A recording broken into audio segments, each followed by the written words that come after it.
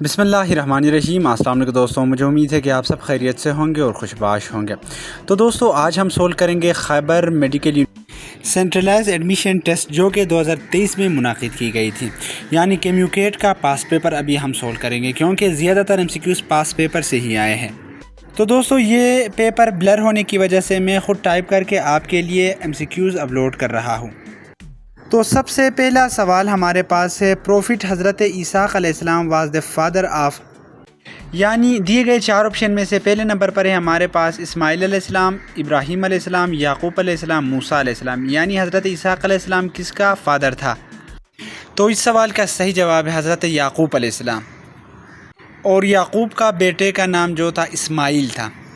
तो इस्माइल हज़रत याकूब का फ़ादर है। तो इस सवाल का सही जवाब है ऑप्शन सी, याकूब अलैहिस्सलाम। तो अगला सवाल हमारे पास है, which profit could understand and communicate with animal. Option A पे हमारे साथ है हज़रत नूह अलैहिस्सलाम, ऑप्शन बी पे हज़रत इब्राहीम अलैहिस्सलाम, ऑप्शन सी पे हज़रत सुलेमान अलैहिस्सलाम, ऑप्शन डी पे हमारे साथ हज़रत यूसुफ अलैहिस्सलाम। तो the correct answer of this question is हज़रत सुलेमान अलैहिस्सलाम, यानी हज़रत सुलेमान अलैहिस्सलाम वो पैगम्बर थे, वो वाहिद पैगम्बर थे जो जानवरों के साथ कम्युनिकेट यानी बातें भी कर रहा था। जो जानवर एक्सप्रेशन यानी बातें करते थे या सिंबल या आवाज़ें निकालते थे, उनके ज़बान को समझकर उनके साथ कम्युनिकेट कर रहा था। अगला सवाल हमारे पास है, the dimension of work is like the dimension of. Option A impulse, option B torque, option C power, option D angular momentum. तो दोस्तों यानी काम वर्क के जो डायमेंशन है वो किसके बराबर होता है, लाइक यानी इक्वल होता है, सेम होता है। तो वो इस सवाल का सही जवाब है ऑप्शन बी, टर्क के बराबर होता है। तो दोस्तों अगला सवाल हमारे पास है, the time rate of change of magnetic flux has the exact dimension as that of. तो दोस्तों मैग्नेटिक फ्लक्स जो है आपको पता है, मैग्नेट उसके अंदर जो पावर होता है इर्द गिर्द जो खींचने के यानी लाइन जिस तरह हमारे किताब में ड्रा किया जाता है। तो इस सवाल का ऑप्शन ए पर हमारे पास है करंट, बी पर रेजिस्टेंस, सी पर मैग्नेटिक इंडक्शन, डी पर हमारे पास पोटेंशियल डिफरेंस। तो दोस्तों दिए गए चार ऑप्शन में से इस सवाल का सही जवाब है ऑप्शन डी, पोटेंशियल डिफरेंस। अगला सवाल हमारे पास है, the magnitude of the force from the following is. Option A पे हमारे पास है ग्रेविटेशनल फोर्स, ऑप्शन बी पे हमारे पास है सेंट्रिपिटल फोर्स, ऑप्शन सी पे हमारे पास है वेवलेंथ, ऑप्शन डी पे हमारे पास है स्पीड। तो दोस्तों दिए गए चार ऑप्शन में से इस सवाल का सही जवाब है ऑप्शन बी, सेंट्रिपिटल फोर्स। दोस्तों there are two main force act on a rotating body, एक होता है सेंट्रिपिटल फोर्स और दूसरा होता है सेंट्रीफ्यूगल फोर्स। तो दोस्तों अभी देख लीजिए स्क्रीन के साइड पे आपको शो हो रहा है, मिसाल के तौर पर एक बॉडी जो है मूव कर रहा है या रोटेट कर रहा है एक ख़ास एक्सेस में, तो जो फोर्स उसे अपनी तरफ खींचकर यानी मजबूर करता है एक एक्सेस में रोटेट करने के लिए, उसे हम क्या कहेंगे, सेंट्रिपिटल फोर्स कहेंगे। जो चीज़ इसे सेंट्रिपिटल फोर्स को काटने के लिए अगेंस्ट यूज़ किया जाता है, यूज़ होता है, उसे हम सेंट्रीफ्यूगल फोर्स या इनर्शिया कहते हैं। मिसाल के तौर पर एक पत्थर को हम एक प्लास्टिक के साथ बांध कर उसे रोटेट करते हैं, तो वो रोटेट होता है आपके हाथ के साथ, अचानक वो टूट जाए तो सेंट्रीफ्यूगल फोर्स उस पर एक्ट करके उसे दूर फेंक देता है। तो इन दोनों के दरमियान यही फ़र्क है।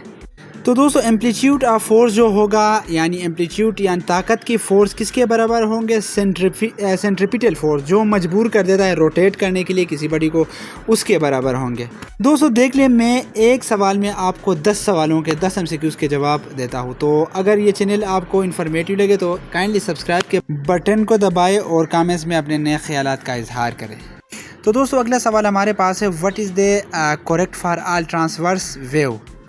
तो दोस्तों वेव के मुख्तलिफ़ अक़साम होते हैं, लंगिट्यूडनल वेव्स और ट्रांसफ़र वेव्स, ये मुख्तलिफ़ क़स्म हैं।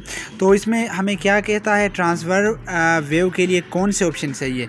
तो इस सवाल का सही जवाब है option B, they can all be polarized. अगला सवाल हमारे पास है, 30 cm यानी centimeter long string with one end clamp and the other free vibrating in second harmonics, the wavelength is. तो दोस्तों ये शॉर्टकट न्यूमेरिकल है, इसका सही जवाब है 40 cm यानी ऑप्शन सी इज़ करेक्ट। अगला सवाल हमारे पास है, a mass accelerate uniformly when the resultant force act on it. तो दोस्तों सबसे पहले हमें ज़रूरी है हमारे लिए क्या, एक्सेलरेशन को ज़ाहिर करना, एक्सेलरेशन को हाईलाइट करना। तो एक्सेलरेशन क्या चीज़ है? एक्सेलरेशन वो चीज़ है, वेलोसिटी में अगर चेंजेस आए तो उसको हम एक्सेलरेशन कहते हैं। अगर स्पीड में कोई चेंजेस आए तो उसे वेलोसिटी कहते हैं। तो इसमें ये पूछता है ए मास एक्सेलरेट, यानी एक जो मास है, वज़न है, यानी एक बड़ी है जो एक्सेलरेट करता है यानी एक्सेलरेशन करता है यूनिफॉर्मली, यानी सेम यूनिफॉर्म, उसमें चेंजेस नहीं आता, यूनिफॉर्म सेम। मिसाल के तौर पर स्कूल के यूनिफॉर्म होते हैं वो सबका सेम होता है। तो uniformly when the resultant force act, यानी रिजल्टेंट फोर्स अगर इन पर एक्ट करता है तो वो यूनिफॉर्मली एक्सेलरेट करता है। तो उस वक्त क्या होगा? तो उस वक्त वो क्या करेगा? कंस्टेंट होगा, सेम होगा, मगर ज़ीरो नहीं होगा, क्योंकि ज़ीरो वो होता है जो यानी स्टॉप मोड पर होता है। तो दोस्तों इस सवाल का सही जवाब है option B, constant but not zero. दोस्तों मैं इन सवाल की एक्सप्लेनेशन आपको इसलिए कर रहा हूँ कि आपको आसानी से मज़ीद इन्फॉर्मेशन मिले। तो मुझे ये उम्मीद है कि जब मैं एक्सप्लेनेशन देता हूँ आप आसानी से इन सवाल के जवाब देने से पहले आप हल कर रहे हो इसे।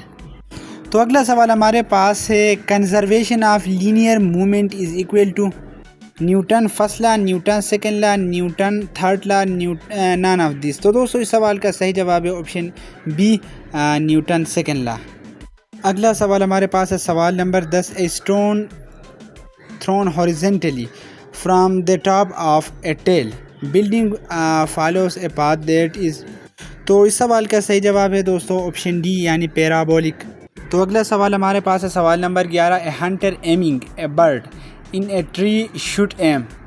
तो इस सवाल का सही जवाब है option B, a little below the bird. तो दोस्तों अगला सवाल हमारे पास है सवाल नंबर 12, the heat energy dissipated by a 40 watt bulb in 1 hour is. तो दोस्तों इसमें हमें ये पूछ रहा है द हीट एनर्जी जो है तकसीम होता है, डिस्प्यूट होता है 40 वाट बल्ब में। तो ये 1 घंटे में कितना होगा? तो इसका आसान तरीका है पावर ज़रब टाइम। तो टाइम हमारे पास क्या है? 40 है, यानी 40 वाट है, और इसको तकसीम दोगे 3600 सेकेंड के साथ। 1 घंटे में जो है 3600 जो सेकेंड होते हैं। तो इसका जवाब आएगा 14,04,000 जौल आएगा। तो इस सवाल का सही जवाब है ऑप्शन सी। अगला सवाल हमारे पास है सवाल नंबर 13, when a body move again friction on a horizontal plane the work done by the body is. तो जिस्म जो है रगल के अगेंस्ट यानी हॉरिजेंटल प्लेन में यानी मूव कर रहा है, तो उस वक्त क्या होगा? नेगेटिव होगा। तो वर्क क्या होगा? नेगेटिव होगा। तो इस सवाल का सही जवाब है नेगेटिव। तो अगला सवाल हमारे पास है, when year here sound around the corner but can not seen because of. तो दोस्तों ये कैन नहीं है, व्हेन कैन नहीं, व्हेन एयर। तो इस सवाल का सही जवाब है ऑप्शन बी, डिफ्रेक्शन की वजह से। तो अगला सवाल हमारे पास है सवाल नंबर 15, to obtain greater dispersion by diffraction grating. तो दोस्तों दिए गए 4 ऑप्शन में से इस सवाल का सही जवाब है ऑप्शन बी। सवाल नंबर 16 में हमारे पास है, for all irreversible process the entropy of the system. दोस्तों रिवर्सिबल एक होता है रिवर्सिबल रिएक्शन, मैंने केमिस्ट्री में आपको सिखाई थी, और एक होता है इनरिवर्सिबल। तो इसमें इनरिवर्सिबल की बात करा है, इनरिवर्सिबल में इलेक्ट्रोफी जो होता है वो क्या होता है? तो वो इंक्रीज होता है। तो इस सवाल का सही जवाब ऑप्शन डी है। अगला सवाल हमारे पास है सवाल number 17, the temperature scale independent of the nature of the work substance is.